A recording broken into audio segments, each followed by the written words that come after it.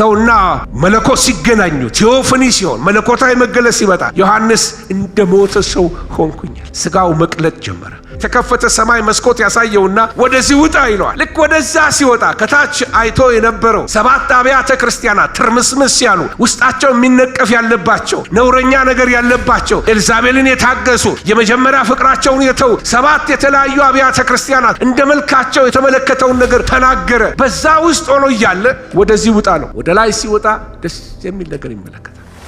በላይ ያለው ዙፋኑ ብቻ ነው። 24 ሽማግሌዎች አክሊላቸውን አውጥተው በፊቱ ይነጠፉለታል። በምድር ያለችው ቤተክርስቲያን ትርምስምስ ላይ ናት ያለችው። በላይ ያለው ክብር ግን ለኢየሱስ ክብር የሚሰጥ ነው። ጌታ ክብር አይጎልበትም። ሰማይ ሰማያት ያከብሩታል። እስቲ አሜን በሉ። ለምድሪቱ ማወጀው ይሄ ነው። እግዚአብሔር የገባላችሁ የተስፋ ቃል አለ። ኢትስ ቢጊኒንግ ቱ ሬን። ዝናብ ሊመጣ ነው። ኃይለኛው ሽንፍር ሊመጣ ነው። የተነገሩ ትንቢቶች ሊፈጸሙ ነው። ኤልዛቤልን ሊፈጠፍጣት ነው። እግዚአብሔር አምላክ በኃይል የሚነሳበት ዘመን መጥቷል። ቅድስና ለእግዚአብሔር። ዕቃዎቹ ይቀደሱለት፣ ቤቱ ይቀደስለት፣ አገልጋዮቹ ይቀደሱለት፣ ስሙን የሚያውቁ ይቀደሱለት። እግዚአብሔር ቅዱስ አምላክ ነው። It's beginning to rain. ሊዘንብ ነው። እየመጣ ነው። ይታወቃል። ደመናው እየመጣ ነው። የስ ምጥ አለ። የስ ተግዳሮት አለ። የስ የሚሰማ ብዙ ነገር አለ። ኤልዛቤል ተራራውን ይዛለች። ኤልዛቤል ዙፋኑን ይዛለች። ኤልዛቤል በቤተ መንግስት ውስጥ ብዙ ሟርተኞችን የምትቀልምበት ዘመን ነው። ኢትስ ኦኬ። ስፖንሰር ያደረገቻቸው ብዙ ሟርተኞች አሏት። ግን ዘመን እየመጣ ነው። ኤልያስ፣ ኢላይጃ ዘመን መጥቷል። አሁን ዝናብ ይመጣል። ክብሩ ይገለጣል። እግዚአብሔር ስሙን ያከብራል። እግዚአብሔር ስሙን ያከብራል። እግዚአብሔር ስሙን ያከብራል። ሃሌሉያ።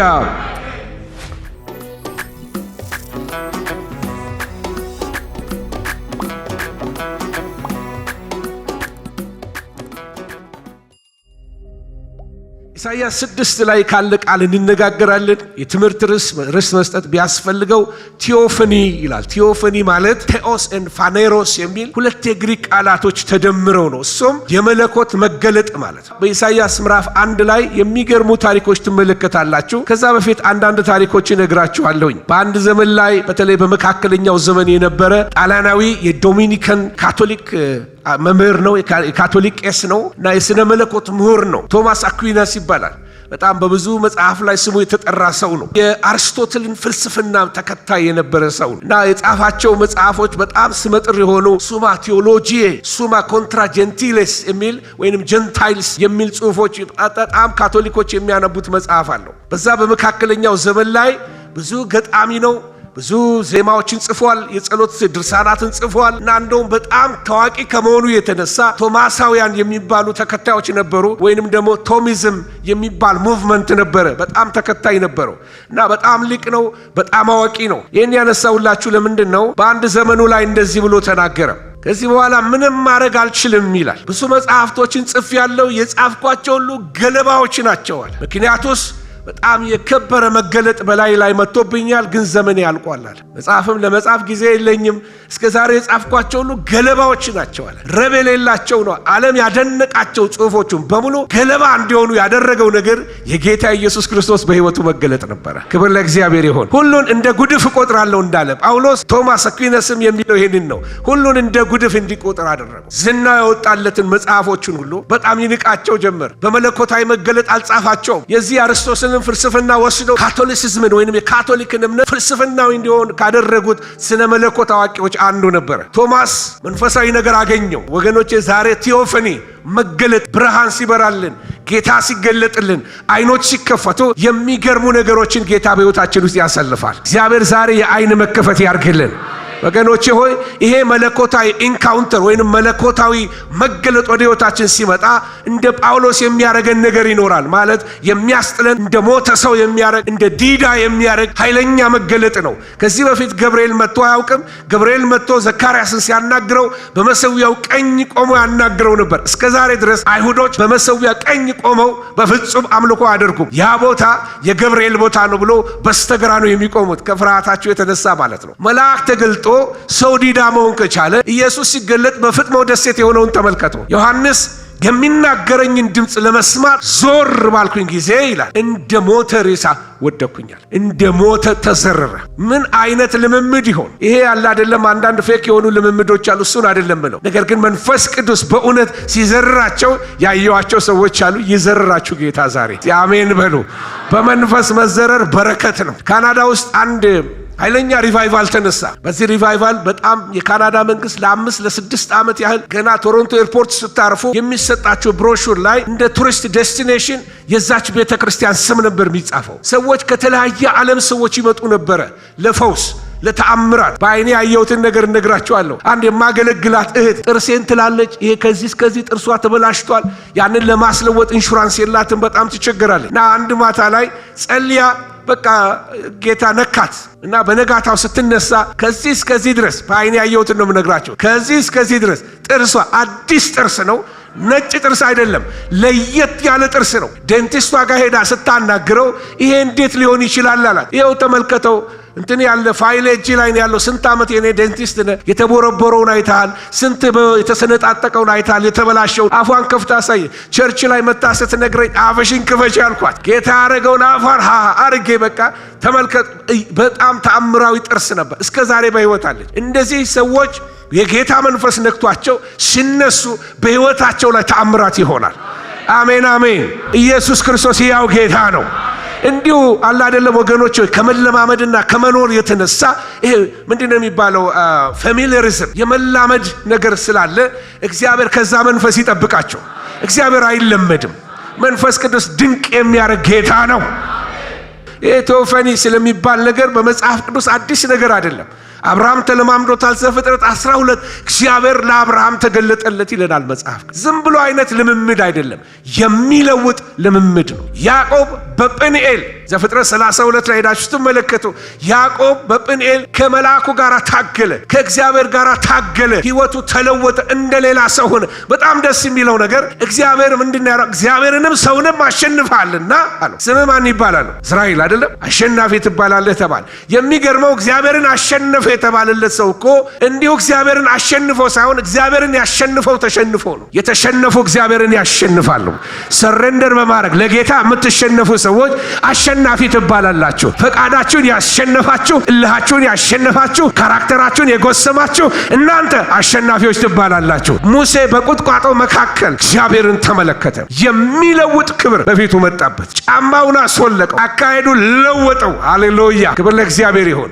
ኢዮብ በተለየው የሚናገረው ነገር አስቂኝም ነገር አለው። በኋላ ያለፈ ይላል፣ ጸጉሬም እንደ ጉድ ቆመ ይላል እና የሚያስደነግጥ ነገር ከኋላው አለፈ።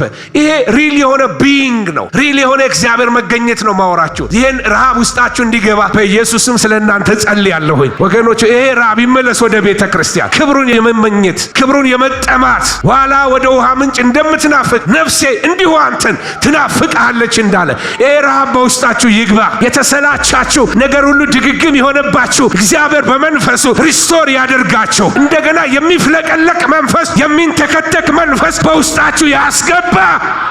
ጳውሎስ ትላንትና ብዙ ስም ያለው ትላንትና ብዙ ልምምድ ያለው ምሁሩ ጳውሎስ ቢያንስ 7 ዓመት ተምሯል። በጣም ራባይ የሆነ ሰው ነው። ከኢየሱስ ጋር በእድሜ ተመጣጣኝ ዘመን ላይ የነበረ ሰው ነው። ብዙ እውቀት ያለው ሰው ነው። በብሉይ ኪዳን ኤክስፐርት የሆነ ሰው ነው። በዕብራይስጥ በሉት፣ በአራማይስጥ በሉት፣ በግሪክ በሉት፣ በጣም ሊንጉዊስት የሆነ ትልቅ እውቀት ያለው ሰው ነው። ጌታ ኢየሱስ አገኘው፣ መንገድ ላይ ዘረረዋ። ሃሌሉያ! እንደዚህ ጌታ በመንፈሱ ያገኘን፣ እውነተኛ መገኘት ያገኘን። ያዕቆብን እግዚአብሔር በተቀደሰው ተራራ ይወርሰዋል እንደሚል መጽሐፍ እግዚአብሔር ይወረሳችሁ። እየባረኩ ነው የምሰብካችሁ ዛሬ። እግዚአብሔር በመንፈሱ ይወረሳችሁ። ያልተወረሰ ማንነት ውስጣችሁ ምንም ነገር ሳይቀር በሁለንተናችሁ በጌታ የተወረሳችሁ ሁኑልኝ። ኢየሱስ ክርስቶስ ጌታ ነው። ኢሳይያስ ላይ ያለውን ቃል የነገርኳችሁ ልድገምላችሁ። እንዲህ ይላል፣ ንጉሥ ዖዝያ በሞተበት ዓመት እግዚአብሔርን በረጅምና ከፍ ባለ ዙፋኑ ላይ ተቀምጦ አየሁት። የልብሱም ዘርፍ መቅደሱን ሞልቶት ነበር። ሱራፌልም ከእርሱ በላይ ቆመው ነበረ። ለአንዱም 6 ክንፍ ነበረው። በሁለቱም ክንፍ ፊቱን ይሸፍን ነበር፣ በሁለቱም ክንፍ እግሮቹን ይሸፍን ነበር፣ በሁለቱም ክንፍ ይበር ነበር። አንዱም ለአንዱ ቅዱስ ቅዱስ ቅዱስ የሠራዊት ጌታ እግዚአብሔር፣ ምድር ሁሉ ከክብሩ ተሞልታለች እያለ ይጮህ ነበር። የመድረኩም መሠረት ከጯሂው ድምፅ የተነሳ ተናወጠ፣ ቤቱም ጢስ ሞላበት ይላል።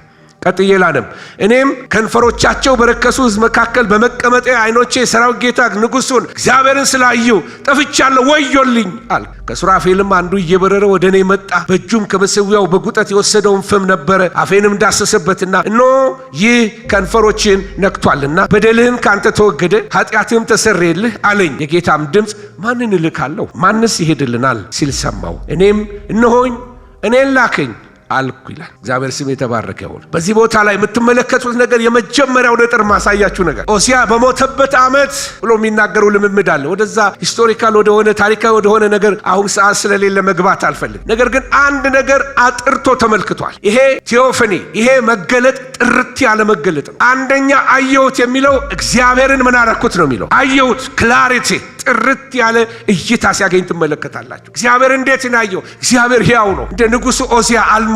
በዘመናት መካከል እግዚአብሔር እንደማያረጅ የነገሰ እንደሆነ፣ ስልጣን ያለው እንደሆነ፣ ግርማ ያለው እንደሆነ፣ ከፍ ያለ ዙፋን ያለው እንደሆነ፣ እጹብ ድንቅ የሆነ ሱራፌል እንኳን ሊያዩት የማይችሉ ሁለት ፊታቸውን የሚሸፍኑ ሁለት ሰውነታቸውን የሚሸፍኑ በሁለት ክንፋቸው የሚያገለግሉ ይህንን ሁሉ ክብር ጥርት አድርጎ ቅዱሱን ፍጹም የሆነውን ጌታ ተመለከተ። እግዚአብሔር ዓይንን ሲከፈት ክላሪቲ በሕይወታችን የመጀመሪያው ነገር ቴዎፈኒ ሲመጣ ጥርት ያለ እይታ ይኖረናል። ይህን መግለጥ እግዚአብሔር ይስጠን። ያልተደናበረ ያልተምታታ ዛፍና ሰውን ያልቀላቀለ ምን ታያለ ሲለው ሰዎች እንደ ዛፍ ይመላለሳሉ የማይ የጠራ እይታ፣ የጠራ መልእክት፣ የጠራ አገልግሎት እግዚአብሔር ይስጣቸው። የተመለከተው ጥርት ያለውን የሰራዊትን ጌታ ነበረ። ኃያሉን እግዚአብሔር በሰማይ ተመለከተው። ክብሩን ተመለከተ፣ ቅድስናውን ተመለከተ፣ ውበቱን ተመለከተ፣ ዙፋኑን ተመለከተ። ከፍ ያለ ዙፋን አለው እግዚአብሔር አለ። መጀመሪያ ያየው መታየት የሚገባውን ትልቅ የሆነው ጌታ ነበረ። ክብር ለእግዚአብሔር ይሁን። ወገኖቼ ሆይ ጌታ ዓይንን ሲነካ ቴዎፈኒ ሲመጣ የእግዚአብሔር ማንነት ወለል ብሎ ይታያል። ክብሩ ያለምንም ከማንም ጋር ሳናወዳድረው እግዚአብሔር ብቻውን ትልቅ ይሆንልናል። ክብር ለእግዚአብሔር ይሁን። የማያደናብር እውቀት፣ የማያደናብር መረዳት መንፈስ ቅዱስ ይሰጠናል። በጠራ እውቀት እግዚአብሔር ይባርካችሁ። በጠራ መረዳት እግዚአብሔር ይባርካችሁ። እግዚአብሔርና እግዚአብሔር መለኮትነት፣ እግዚአብሔር ኃያልነት ወደ ሰው ሲመጣ ወይንም ደግሞ ሰው ይህንን የእግዚአብሔርን ማንነት ሲመለከት በሕይወቱ ላይ ለውጥ ይመጣል። ወደ ራሱ ሕይወት ሲመጣ መጀመሪያ የተመለከተው ነገር የሚያስጮህ ነገር ለካ እኔ ላይ አለ የሚል ይመስላል። መጀመሪያ እግዚአብሔርን ክብር ሲመለከት ሰው ወደ ሌሎች ማየት አይችልም። ወደ ራሱ የራሱ ገጽታ ተለወጠ፣ አቲቲዩዱ ተለወጠ፣ ካራክተሩ ተለወጠ፣ አረማመዱ ተለወጠ፣ ቋንቋው ተለወጠ። በሰማይ መንበር የሆነውን ነገር ሲመለከት እሱ የሚመላለስበት ነገር ለካ ልክ አይደለም። ወገኖቼ ሆይ ዮሐንስ ራእይ ላይ ስትሄዱ መጀመሪያው ምዕራፍ 1፣ 2፣ 3 ላይ ስትሄዱ እነዚህን 7 አብያተ ክርስቲያናት ተመልክታቸው ምዕራፍ 4 ላይ ስትደርሱ ጌታ አንድ ነገር መልእክት ይሰጠዋል ለዮሐንስ። ወደዚህ ና አለ። ወደ የተከፈተ ሰማይ መስኮት ያሳየውና ወደዚህ ውጣ ይለዋል። ልክ ወደዛ ሲወጣ ከታች አይቶ የነበረው 7 አብያተ ክርስቲያናት ትርምስምስ ያሉ፣ ውስጣቸው የሚነቀፍ ያለባቸው፣ ነውረኛ ነገር ያለባቸው፣ ኤልዛቤልን የታገሱ፣ የመጀመሪያ ፍቅራቸውን የተው 7 የተለያዩ አብያተ ክርስቲያናት እንደ መልካቸው የተመለከተውን ነገር ተናገረ። በዛ ውስጥ ሆኖ እያለ ወደዚህ ውጣ ነው። ወደ ላይ ሲወጣ ደስ የሚል ነገር ይመለከታል። በላይ ያለው ዙፋኑ ብቻ ነው። ክብር ለእግዚአብሔር ይሁን። 24 ሽማግሌዎች አክሊላቸውን አውጥተው በፊቱ ይነጠፉለታል። በምድር ያለችው ቤተ ክርስቲያን ትርምስምስ ላይ ናት ያለችው። በላይ ያለው ክብር ግን ለኢየሱስ ክብር የሚሰጥ ነው። ጌታ ክብር አይጎልበትም። ሰማየ ሰማያት ያከብሩታል። እስቲ አሜን በሉ።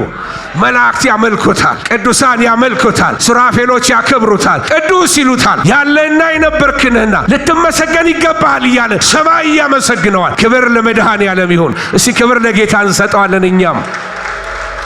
ሃሌሉያ። ሰው ጌታን ካየ መለኮታዊ ቴዎፈኒ ወይንም መገለጥ በሕይወቱ ላይ ከመጣ ከሰው ጋራም ከእግዚአብሔርም ጋር ያለው ግንኙነቱ ይለወጣል። ኤንካውንተሩ ዝም ብሎ እውቀት አይደለም፣ የኖሌጅ ጉዳይ አይደለም። የሰውን ሕይወት ኢምፓክት የሚያደርግ ነው፣ የሚለውጥ ነገር ነው። አካሄድን ይለውጣል፣ አነጋገርን ይለውጣል፣ አስተሳሰብን ይለውጣል፣ ሩጫን ይለውጣል።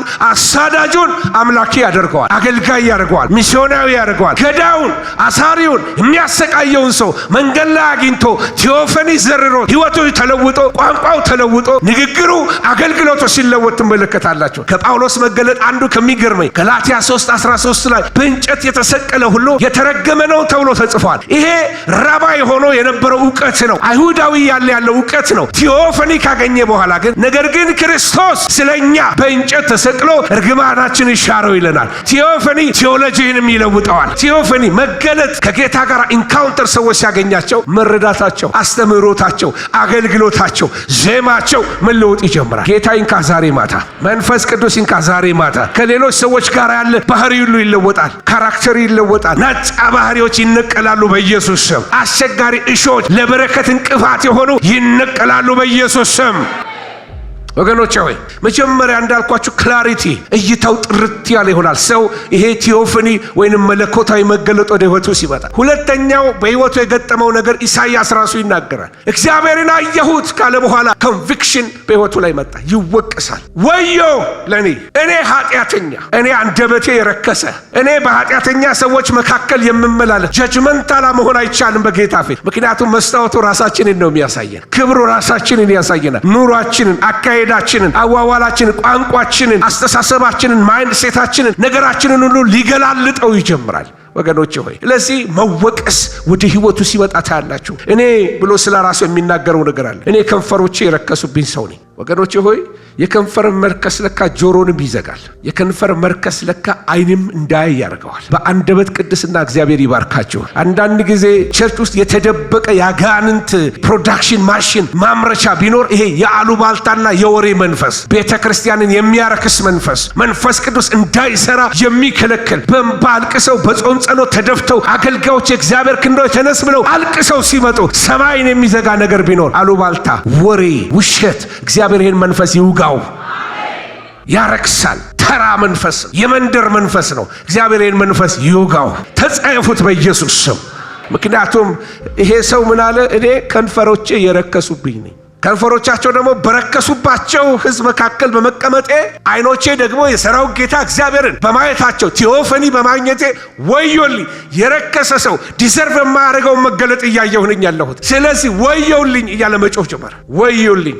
ሰው ይሄ ነው መጀመሪያ እውነተኛ ጌታ ያገኘው ሰው መጀመሪያ ራሱን ነው ወዮ የሚለው። የራስን ህይወት በማየት ጌታ ይባርካችሁ። በጣም ቀላል ነው። የሌላውን ሰው መጠቆም ማየት በጣም ቀላል ነው። ጀጅመንታል መሆን ይቻላል። አብርሃም መለኮታዊ መገለጥ ሲያገኘው እኔ አፈርስ ሆናል እግዚአብሔር እኔ ከአንድ ጊዜ ተገልጠህልኛል እየተነጋገርን ያለ ነው። ዘፍጥረት 18 ላይ ያለላችሁ እኔ አፈርስ ሆን። ሙሴ ልክ መለኮታዊ መገለጥ ሲመጣበት ወዲያው ፊቱን ሸፈነ። ኢያሱ በግንባሩ ተደፋ። መለኮታዊ መገለጥ አምልኳችሁን ይቀይራል፣ ቋንቋችሁን ይቀይራል እያልኳችሁ ነው። ኢዮብ ምን አለ? መስማትን ሰምቼ ነበር፣ አሁን ግን አይኔ ምን አድርጋለች? አይታለች። ስለዚህ በአፈር ላይ ተቀምጬ እጸጸታለሁ፣ ራሴን ንቃለሁ ወደ ማለት ደረሰ። ስምዖን ጴጥሮስ ምንድን ነው የሆነው? ኢየሱስ ልክ ከትንሣኤው በኋላ ሲያገኘው ከኔ ራቅ እኔ ምንድን ነኝ? ኃጢአተኛ ነኝ ማለት ጀመረ። ሉቃስ ላይ ታገኙታላችሁ። ጳውሎስ ቅድም እንዳልኳችሁ አይኖቹ ታወሩ። እንደ ቅርፊት ያለ ነገር አይኖቹን ሲከድንበት ትመለከታላችሁ። መለኮታዊ ነገር ሲመጣ በህይወታችን ላይ በአረማመዳችን ላይ የሚያመጣው ነገር አለ። በተለይ ቅዱሱ እግዚአብሔር ወደኛ ሲመጣ በእኛ ላይ ያለው ነገር መገለጥ ይጀምራል። ቅዱሱ እግዚአብሔር ወደኛ ሲጠጋ እኛ ላይ ያለው ስንጥቅጥቅ መታየት ይጀምራል። አንዳንድ ጊዜ ፔይንቲንግ ወዳለው አርትን ጠጋ ብዬ ስመለከትና ርቄ ስመለከት ልዩነቱ ይገርማቸዋል። አንዳንድ አርቶች ጠጋ ብላችሁ ስትመለከቱ ብሩሹ የቧጨረውን ሁሉ ትመለከታላችሁ። ኢምፐርፌክሽን ትመለከታላችሁ። ፍጹም ያልሆነ ነገር ትመለከታለ። ከሩቅ ስታዩ ፐርፌክት ይመስላችኋል። የእግዚአብሔር ነገር እየቀረበ ሲመጣ፣ ብርሃን እየቀረበ ሲመጣ ፍጹም ነኝ የምንለው እንኳን ወዮ ማለት እንጀምራለን። እግዚአብሔር ቅዱስ አምላክ ነው። ቅድስና ለእግዚአብሔር። እግዚአብሔርን የሚያገለግሉ ይቀደሱለት፣ በፊቱ የሚቆሙ ይቀደሱለት፣ የሚያገለግሉት ይቀደሱለት፣ ትውልድ ይቀደሱለት። እግዚአብሔር ቅዱስ አምላክ ነው። ስታንዳርዱ አይወርድም። እግዚአብሔር ለዘላለም ቅዱስ አምላክ ነው። ቤትም ዘመን እግዚአብሔር ክብሩን ለሌላ አይሰጥም። እግዚአብሔር ቅዱስ ነው። ለዘላለም የተባረከ አምላክ ነው። ክብር ለስሙ ይሆን። ቅድም እንዳልኳቸው ሰውና መለኮት ሲገናኙ ቲዮፍኒ ሲሆን መለኮታዊ መገለጥ ሲመጣ ዮሐንስ እንደ ሞተ ሰው ሆንኩኛል። ስጋው መቅለጥ ጀመረ። አቅመ ቢስ ሆነ። ወገኖቼ ሆይ እግራችሁ ውሃ መሆን ይጀምራል። እግዚአብሔር ፕሬዘንስ ማለት ሲጀምር በቃ አቅም ሰው በስጋው መቆም እስኪያቅተው ድረስ የእግዚአብሔር ክብር ትመጣለች። ክብር ለእግዚአብሔር ይሁን። ስለ ወገኖቼ ሆይ ይህን የምናገረው እግዚአብሔር በዚህ አደባባይ ብዙ ነገር ነግሯችኋል፣ ብዙ ምስጢራት ነግሯችኋል። እናንተ ብዙ ኪዳን የተገባላችሁ ሰዎች ናቸው። እግዚአብሔር ኪዳኑን የሚፈጽምበት ዘመን ደርሷል። እግዚአብሔር ሰማያትን የሚከፍትበት ዘመን ደርሷል። እግዚአብሔር ስም የተባረከ ይሁን። አንድ ድምፅ ሰማው። ወደ ኢትዮጵያ እየመጣ ነው። እንደዚህ አለ፣ ደመና ነው ሊዘንብ ደርሷል የሚል መልእክት ነው። ክብር ለእግዚአብሔር ይሁን። ለምድሪቱ ማወጀው ይሄ ነው። እግዚአብሔር የገባላችሁ የተስፋ ቃል አለ። it's beginning to rain። ዝናብ ሊመጣ ነው። ኃይለኛው ሽንፍር ሊመጣ ነው። የተነገሩ ትንቢቶች ሊፈጸሙ ነው። ኤልዛቤልን ሊፈጠፍጣት ነው። እግዚአብሔር አምላክ በኃይል የሚነሳበት ዘመን መጥቷል። ቅድስና ለእግዚአብሔር። ዕቃዎቹ ይቀደሱለት፣ ቤቱ ይቀደስለት፣ አገልጋዮቹ ይቀደሱለት፣ ስሙን የሚያውቁ ይቀደሱለት። እግዚአብሔር ቅዱስ አምላክ ነው። ሃሌሉያ። It's beginning to rain. ሊዘንብ ነው። ሃሌሉያ። እየመጣ ነው፣ ይታወቃል። ደመናው እየመጣ ነው።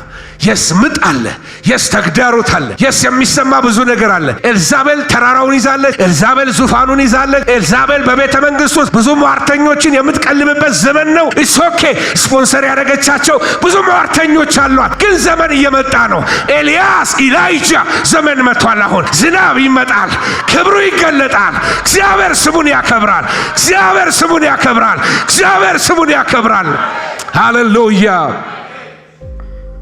ይህ የምነግራችሁ እንደሞተ ሰው ሆንኩኝ፣ አይኔ ተከፈተ፣ እግዚአብሔር ይህን አሳየኝ ማለት የዛን ጊዜ ቀላል ይሆናል። ክብር ለእግዚአብሔር ይሆን። ሶስተኛው ነገር የምትመለከቱት አየው ወየው ባለበት ሰዓት ላይ፣ ንስሐ በገባበት ሰዓት ላይ፣ በተጸጸተበት ሰዓት ላይ ከሩቅ እየበረረ የሚመጣ ኪሩብ በእጁ ጉጠት ይዞ ፍም እየተወረወረ ወደሱ ይመጣ ጀመር። ከናፍርቱን ነካለ። ታሪኩን ታውቁታላችሁ። ከዛ በኋላ ክላሪቲ ያገኘ። ከዛ በኋላ ኮንቪክሽን በህይወቱ መጣ። ከዚህ በኋላ የምትመለከቱት ክሌንሲንግ መንጻት በህይወቱ ሲመጣ ትመለከታላችሁ። ይሄ ከንፈሮችን ነክቷልና በደልህ ከአንተ ተወገደ፣ ኃጢአትህም ተሰረየልህ። ክብር ለእግዚአብሔር ይሁን። ይሄ እውነተኛ ንስሐ ሪቫይቫል ያመጣል። እውነተኛ ንስሐ የእግዚአብሔር እጅ እንድትመጣ ያደርጋታል። እውነተኛ ንስሐ፣ እውነተኛ ይቅርታ። ክብር ለእግዚአብሔር ይሁን። አንዳንድ ጊዜ እንደው አለ አይደለም በግድ ክርስቲያኖችም ታረቁ ተብለን ታረቁ የሚል ስብከት ተሰብከን በግድ ነው ወደ እርቅ የምንሄደው። ወገኖቼ ሆይ ንስሐ ህይወታችንን ያጸዳዋል። ሰማይ ይከፈታል። በንስሐ ህይወት እግዚአብሔር ይባርካችሁ። ይሄ ተኳርፎ መሄድ፣ ጀርባ ለጀርባ ተሰታቶ መሄድ፣ እንደው አለ አይደለም በሆድ ቂም ይዞ መኖር፣ ከቤተሰብ ከባል ጋር ከሚስ ጋር ተኳርፎ መኖር ሰማይ ይዘጋባቸዋል። እግዚአብሔር ቤቱ እንዲጸዳለት ሲፈልግ አንዱ ንስሐ ያውጃል። ንስሐ ግቡ፣ ታጠቡ።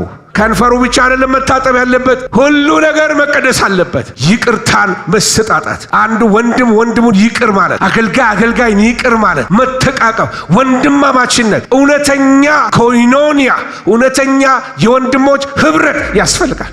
መጽሐፍ ቅዱስ ምን ይላል? ወንድሞች በህብረት ቢቀመጡ ኖ መልካም ነው፣ ኖ ያማረ ነው። ከራስ እስከ ጢም እንደሚወርድ ከአርሞኒየም ተራራ እንደሚወልድ ጠል ሁለት ምሳሌ ይሰጣል። አንደኛው የአሮንን ቅባት ምሳሌ ይሰጣል። ሁለተኛው ደግሞ በረዶ ምሳሌ ይሰጣል። አርሞኒየም ወይንም የጽዮን ተራራ ተብሎ ይጠራል። የጽዮን ተራራ ባለበት ቦታ ላይ፣ አርሞኒየም ባለበት ቦታ ላይ ጠል አለ፣ ሁል ጊዜ ለምለም ነው። አሮን ደግሞ የተቀባበት ቅባት ደግሞ ዘይት ነው፣ ከራሱ እስከ ጢሙ የሚወርድ ነው። ይሄንን ሁለቱን ምሳሌ ይሰጣል። ይሄ እንደ በረዶ ውሃ ነው፣ እንደ ውሃ ነው። ይሄ ደግሞ እንደ ዘይት ነው። ዘይትና ውሃ መቼ ይቀላቀላሉ ካላችሁ፣ በኮይኖኒያ በህብረት በአንድነት ወንድሞች በህብረት ሲቀመጡ እነዚህ ሁለቱ ነገሮች ይቀላቀላሉ። ዘይትና ውሃ ሁለት የተለያዩ ባህሪያቶች፣ ሁለት የተለያዩ አስተዳደጎች፣ ሁለት የተለያዩ መረዳቶች በህብረት ውስጥ ሲሆኑ፣ በመንፈስ አንድነቱ ሲገቡ፣ ኮይኖኒያ ሲሆን፣ ህብረት ሲሆን፣ አንድነት ሲሆን ይቀላቀላሉ። መለኮታዊ ነገር ነው። መዝሙር 133 የሚናገረው እግዚአብሔር እንደዚህ ይላል በኢሳይያስ 1:18 ላይ ኑና እንዋቀሳል። እግዚአብሔር ኃጢአታችሁ እንደ አለላ ብትሆን እንደ አመዳይ ትነጻለች፣ እንደ ደም ብትቀላ እንደ ባዘቶ ትጠራለች። ስለዚህ እግዚአብሔር እኔ አስተካክለዋለሁ፣ ነውሩን እኔ አነጻለሁ። እናንተ ግን ኑ እንዋቀስ፣ ኑ ንስሐ ግቡ፣ ወደ እኔ ቅረቡ። አንዳንድ ጊዜ ጸሎት ህይወታችን ሰማይ እንደ ናስ የሚሆንብን በደልና ኃጢአት በህይወታችን ስንለማመድ፣ የድፍረት ኃጢአት ሲገዛል። አንዳንዴ ቁጣ ንግግር አይመስልንም፣ አንዳንድ ጊዜ ንዴትም አይመስልንም፣ አንዳንድ ነገሮች ኃጢአት አይመስሉንም። በጣም ከመልመድ የተነሳ ድሮ ሸዋዬ ዳምጤ ሲዘምር ምን ይላል? ኃጢአት መዝሙር ሆነኝ ለመደው ገላዬ በቀን 7 ጊዜ ነበር ንስሐ ይላል። አስበኝ ጌታ እስሬ ይፈታ እያለ ድሮ ይዘምር ነበረ። እንደ መዝሙር የለመድነው ከሆነ አለ አይደለም ቀን መምሬ ማታ አውሬ እየሆነ እየተቀላቀለ እዛም ሰፈር ሌላንን እዛም ዛንን ከፖለቲከኛው እናጨበጭባለን፣ ከምኑ ከሁሉ ነገር ጋር አብረን እንሆናለን። አይ ማይቀላቀል ነገር አለ። ክብር ለእግዚአብሔር ይሁን። መለየት ያስፈልገናል። አሜን። አሜናችሁ ሲቀዘቅዝ እየነገረኝ ነው የሆነ ነገር ግድ የለም እመጣለሁ። አሁን ቤተ ክርስቲያን ብዙ ሲንክሮናይዝ ያደረገችበት የተቀላቀለችበት ብዙ ነገሮች አለ። ብዙ አሰስገሰስ ወደ እግዚአብሔር ቤት ገብቷል። ዛሬ በጌታ በኢየሱስም በቃሉ እሳት የተቃጠለ ይሆን። ከመቀላቀላችን የተነሳ እንኳን በብላክ ኤንድ ዋይት የተጻፈ በነጭና በጥቁር የተጻፈ ኃጢአት እንደሆነ የተነገሩ ነገሮች ላይ እንኳን መወያየት ጀምረናል። መጽሐፍ ቅዱስ ኃጢአትን ያለውን እኛ ኢንተሌክቹዋላይዝ እናደርገዋል። እንደው ትንሽ ብንዘፍን ምን አለበት? እንደ ትንሽ ወይን ጠጅ ምን አለበት? እና ምን አለበት ደግሞ አይደለም ከዚህም ሞራ ገላጭ ብናስገባ እዛም ሄደን ደግሞ ከወንዙ ምናምኑን ጠርተን ደግሞ እኛዋንም በዓል ብናደርግ ሲንከራታች ካልቸራል ነው ባህላችን ነው። ተቀላቀለ። እግዚአብሔር ይገስጸው። ይሄን መንፈስ እግዚአብሔር ይገስጸው። ወደ ደቡብ ሄጄ ነበርና አንድ ክርስቲያኖች ሲነግሩኝ በሬ ታረዳላሉ ወይንም ደግሞ በግ ይከዱና አንድ ትልቅ በዓል አላቸው። ስሙን አልጠራም እና በአገር በዩኔስኮ ሬጂስተርድ የሆነ ክብር መሆኑ ነው። ዩኔስኮ ውስጥ መታወቅ፣ በጌታ መታወቃችን ክብራችን። ተቀላቀልንበት። ድሮ በኢየሱስ ስም እያለን ያባረናቸው ጂኒዎችን ባህል መስለው እነሱን በደንብ ልብስ የባህል ልብስ ለብሰን በደንብ አሸረገድንላቸው። እግዚአብሔር በአፍጢማቸው ይድፋቸው። ወንጌል ስለሌለው ቤትም ዘመን አይወርድም ስታንዳርዱ። ቤትም ዘመን ሞራ ገላጭ እግዚአብሔር ቤት ውስጥ መጥቶ ወይንም ደግሞ ለዘመን ለትውልድ እኛ ባለንበት ዘመን ላይ ሞራ ገላጭ በመድሪቱ ላይ እንዴት ትንቢት ይናገራል? እንዴት ውቃብ ያለበት ሰው ከባራ ጋንንት ጎታቹላ እንዴት ህዝባችን ይሊማ። በጌታ በኢየሱስ ስም ይህን መንፈስ እግዚአብሔር ይድፋው። አንተ ባለበት ቤት እንዴት የኮምፕሮማይዝ ይደረጋል? ኢየሱስ ደሙን ያፈሰሰበት በመስቀል ላይ የሞተበት የትንሣኤው ጌታ ሕያው ጌታ እያለ ጣዖት ከቆሪት ከአፈር ውስጥ ወጥቶ እንዴት አድርጎ በምድሪቱ ላይ ያገሳል? እግዚአብሔር መንፈስ ይድፋው። ትጥቅህን አንሳ፣ ለሰይፍ ተነሳ፣ በጌታ መንፈስ ታጠቅ። በኢየሱስ ስም ለውጊያ ተነሳ። ላላ አትበል፣ ለስለስ አትበል። አግሬሲቭ ሆን ኢን ዘ ኔም ኦፍ ጂሰስ። ሌላም ባህል ሆኖ ሊመጣ ይችላል። አዶ ከብሬም ምናምን ትሱም አዳል ምናምኑም የመተንጋክተው ባህል ነን ብለው የአገር ባህል አሰፍተው ሊመጡ ልትቀበላቸው ነው። እግዚአብሔር መንፈስ ይውጋው። አንተ ባለበት ትውልድ ይሄ አይሆንም በኢየሱስ ስም። አንቺ ባለሽበት ትውልድ በኢየሱስ ክርስቶስ ስም ምንም ብለው ይምጣ፣ በምንም ቀለም ተቀብቶ ይምጣ፣ ጋኔን እንደሆን ጋኔን ነው፣ ጂኒ ነው፣ ለዘላለም የተረገመ ይሁን። ትእዛዝ የምንቀበለው እኛ ከንጉሠ ነገሥት ኢየሱስ ነው። አለቃችን ኢየሱስ ነው። አሜን አሜን። ርስት የሚሰጠን የናዝሬቱ ኢየሱስ ነው። በሱ እንኖራለን፣ በሱ እንንቀሳቀሳለን። እሱ ለዘላለም ይኖርልኝ እንጂ ሃሌሉያ። የሆነ የነፈዘበት ነገር አለ ትውልዱ ላይ፣ የሆነ የተሰራ ላዩ ላይ የሰሩበት የተደገመበት ትውልድ ይመስላል። አንዳንድ ቤተ ክርስቲያን ሲሄድ ምን እንደነካቸው ማላቀው ውይይታቸው ሁሉ ወሬያቸው ሁሉ ኃጢአት የሆነ ነገር ላይ ሰው እንዴት ይወያያል? በብላክ ኤንድ ዋይት ተጽፏል እኮ sin is sin forever that's it። ወገኖች ሆይ ጌታ ትውልድ ይፈልጋል፣ የተለየ ትውልድ። አሜን አሜን። ዲማርኬሽን ላይ ነው ያደረገ that's it። ብርሃንና ጨለማ ነው። ጨለማ ለዘላለም ጨለማ ነው። ከኔ ጋር ናችሁ ወይ? ጨለማ ለዘላለም ጨለማ ነው። ምንም ቀለም ተቀብቶ ይምጣ፣ ማንም ፕሮሞት ያርገው፣ ዲስኩር ይደረግ፣ አለባብሰው አቀባብተው ያምጡት፣ በምንም ያሸብርቁት፣ ጋኔን ለዘላለም ጋኔን ነው የሚኖረው። እግዚአብሔር ይህን መንፈስ ይገስጸው። ምድራችን ላይ ያለን መንፈስ እግዚአብሔር ይውጋው። ወደዚሁ ሳላስበው ገባሁ። ወገኖች ሆይ ምድሪቱን ያሸተተ በምድሪቱ ላይ ደም የሚጠራ ከአንዱ ደም ስንወጣ ወደ ሌላ ደም የሚከት እንኳን ከውሃ ውስጥ ጠርተነው አይደለም አላሳልፍ እያለ ሌሊት አላስተኛ እያለ ታስታውሳላችሁ? ይሄ ሰፈር ውሃ ያለፈበት ሰፈር ስንት ጋኔኖች እንደነበሩ፣ ቀበና ጂኒ ውስጥ ስንት መናፍስቶች እንደነበሩ፣ ስንት ገዳይ መንፈስ፣ የእግዚአብሔር ሰዎች በስንት ራእይ በስንት ትንቢት የጠራረጉት መንፈስ እንደገና መልሰን ደግሞ አክብረናቸው አንቱ ልንላቸው በኢየሱስ ስም አይከበሩም። በእኛ ቤት በአንተ ቤትም አይከበሩም በኢየሱስ ስም። ንጉሠ ነገሥት ኢየሱስ ለዘላለም የተባረከ ይሁን። እኔ ግን በተቀደሰው ተራራዬ ላይ ንጉሴን ለዘላለም ሾምኩኝ። ሰይ እስቲ ለመድኃኔዓለም ለናዝሬቱ ኢየሱስ ለማይሞተው ጌታ ዳግም ለሚመጣው ለናዝሬቱ ኢየሱስ ክብር ይሁን። ቴዎፈኒ ሲመጣ አይኖቻችንን ይከፍተዋል። አንዱ ከሚያደርገው ነገር ይሄ አንደበት የረከስኩ ያለውን ካጸደሰው በኋላ ከነካው በኋላ ከሰማይ የመጣ ነገር ቀድሰው በቃ ከዛ በኋላ ምን አለ? ጌታና የሰማይ ውይይትን መስማት ጀመረ። ሰማይ መንበረ ጸባዖት ንግግር አላቸው። ስብሰባው ማንን እልካለሁ ማንስ ይሄድልናል የሚል የእግዚአብሔርን ድምፅ ሰማ። ለካ የከለከለው ድምፁን የከለከለው የረከሰ አፍ ነበረ። ለካ አፉ ሲቀደስ ጆሮው ተከፈተ። አፉ ሲቀደስ ምኑ ተከፈተ? ጆሮው ተከፈተ። ዛሬ በአንደበት ቅድስና ጌታ ይባርከናል። ከዛስ በኋላ ጆሮው ኮሚሽን አገኘ። አሁን ኮሚሽን ተልኮ አገኘ። ተልኮው ምን የሚል ነው? ማንን ልካለሁ ማንስ ይሄድልናል ሲል ሰማው። እኔም እነሆኝ እኔን ላከኝ አልኩ ይላል። ሃሌሉያ። የስብሰባው ተካፋይ ይሆን ይመስላል። እጅ ያወጣ ይመስላል። እኔን ላከኝ። የተነካ ሰው ነው። አይን የበራለት ሰው ነው። ዴስቲኒውን ያየ ሰው ነው። ሰማይ ክብር ተመልክቷል። ለሌላ ለማንም መሆን አይፈልግም። ለማንም የተሰጠ ለማንም የተለየ መሆን አይፈልግም። ለእግዚአብሔር ብቻ። እግዚአብሔር የቀደሰው፣ እግዚአብሔር የነካው፣ እግዚአብሔርን ድምፅ የሰማ ለሌላ ለማንም አይሆንም። ክብር ለእግዚአብሔር ይሁን። በብርቱ ይፈልጓችኋል፣ በውጭ ሊያስቀሯችሁ፣ ለመልካም አይፈልጓችሁም አለ ጳውሎስ። በውጭ ሊያስቀራችሁ የሚፈልግ ብዙ አታላይ መንፈስ አለ፣ አባባይ መንፈስ አለ። በሞደርኒዝም ስም የመጣ በዘመናዊነት ስም የገባ ብዙ የመንፈስ አሰራር አለ። ስለዚህ እግዚአብሔር ምን አለው? ይሄን ሰው ልልክህ እፈልጋለሁ። አያችሁ፣ ያዩት የተጸጸቱ የነጹ ይላካሉ። ሃሌሉያ! ያዩት የነጹት የተጸጸቱት የነጹትና የሚላኩ ሰዎች እግዚአብሔር ያደርጋችሁ። ለሙሴ ተገልጦለት ወደ ፈርዖን እልክሃለሁ አለ። ምክንያቱም አሁን ቴዎፍኒ ያገኝተሃል፣ ማንነቴን አውቃል። ይሄ ከመጽሐፍ ዕውቀት በላይ የሆነ ነገር ነው። እግዚአብሔር ራሱ ተገለጠል። ኢያሱን ኢያሪኮን ሰጥቻለሁ ግባ አለው ኢያሱ። ክብር ለእግዚአብሔር ይሁን። ወራሽ ያደረገው ትመለከታላችሁ።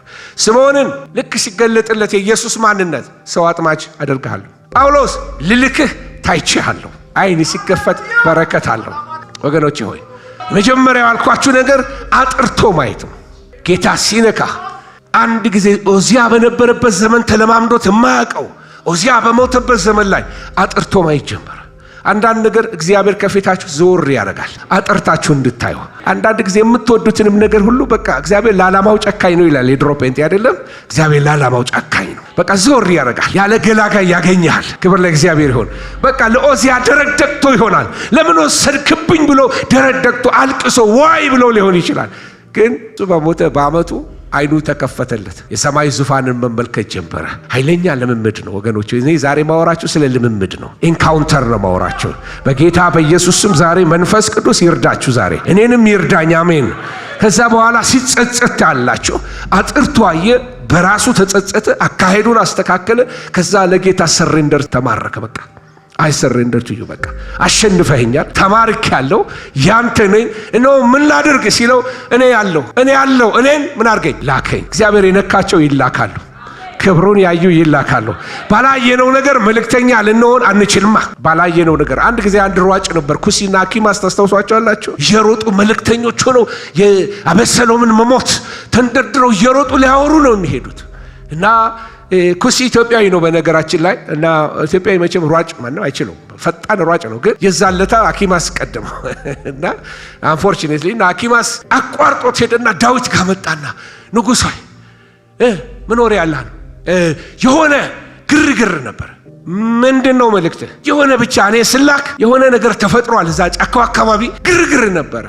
አይ ዳዊት ዞር በላለው። ምክንያቱም ምን አልነበረውም? መልእክት አልነበረው። ኩሲ መጣ፣ እየሮጠ መጣ። ይሄ በሜዳ አቋርጦስ ነው የመጣው። ይሄ ግን መልእክት ይዞ። አንዳንድ መልእክት ያላቸው ሰዎች አርፍደው ይመጣሉ። እንዴት ማለት? የተጫነ መኪና ማለት ናቸው። ቀስ ብለው ነው የሚሄዱት፣ አይጣደፉም። አንዳንዶቹ እንደ ሹቲንግ ስታር ናቸው። ብልጭ ይላሉ፣ ከዛ ጥፍት ይላሉ። ግን ይሄ እንደ ትሬንታ ኳትሮ ነው። በእኛ ዘመን ትሬንታ ኳትሮ የሚባል አሁን እናንተ ጋር ያለው ስሙ ምንድን ነው? ሲኖ ትራክ ነው። በእኛ ዘመን ትሬንታ ኳትሮ ነው የምናውቀው። እና ትሬንታ ኳትሮ በቃ ዳገት ሲወጣ ቀስ ብሎ ነው የሚወጣው፣ የጫነው ነገር ስላለ። ያልተጫኑ ይበራሉ ነው የምላችሁ። ሲጫንብህ የተረጋጋ ያደርጋል። ክብር ለእግዚአብሔር ይሁን። እና እየሮጠ ኩሲ መጣ፣ አለክልኳል፣ ደርሷል። እህሳ ሲለው ንጉሥ ሆይ አንተ ላይ የተነሱትን እንደዛ ብላቴና ያድርጋቸው። ያ ብላቴናው እንደዚህ ሆኗል፣ ጦርነቱ እንደዚህ ያልቋል፣ ድል እንደዚህ ሆኖልሃል ሲለው ዳዊት አለቀሰ። ዳዊትን አንበረከከው በመልእክቱ።